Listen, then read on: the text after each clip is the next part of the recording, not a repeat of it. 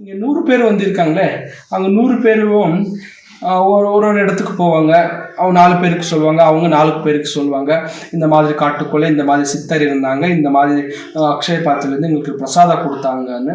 அப்போ என்ன பண்ணாங்க, மைசூர் மகாராஜர் காதுக்கு போய் விழுந்திருக்கு, இந்த மாதிரி காட்டுக்குள்ளே இந்த மாதிரி சித்தர் பிரசாதம் கொடுத்தாங்க அக்ஷய பாத்திரலேருந்து. மைசூர் மகாராஜர் போய் நூரந்த சுவாமிகளை கூட்டிகிட்டு வாங்கன்னு சொல்லுவாங்க. அப்போ சைனிகர் எங்கள் நூரந்த சுவாமிகளை இங்கிருந்து அழைச்சிட்டு போவாங்க. வாங்க ராஜர் கூப்பிடுவாங்கன்னுட்டு, சரி சுவாமிகள் ராஜர் ஆகணும் மீறக்கூடாதுன்னு இங்கிருந்து கூட்டிகிட்டு போவாங்க. கூட்டிகிட்டு போன பிறகு மைசூர் மகாராஜ்கிட்ட போவாங்க.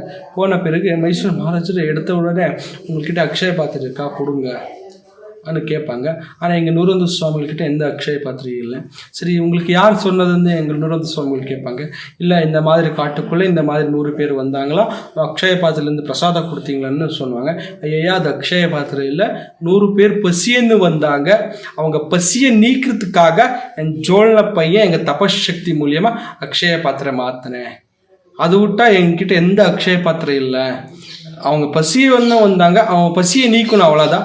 அதனால இந்த ஜோனில் போய் அக்ஷய பாத்திரம் மாற்றினேன்னு அப்போது சொல்லுவாங்க. மைசூர் மகாராஜ் எவ்வளோ சொன்னாலும் கேட்கவே மாட்டாங்க. இல்லை உங்கள்கிட்ட இருக்க கொடுங்கன்னு. இல்லை எங்ககிட்ட இல்லை, அவங்க பசின்னு வந்தாங்க, அவங்க பசியை நீக்கணும் அவ்வளோதான்.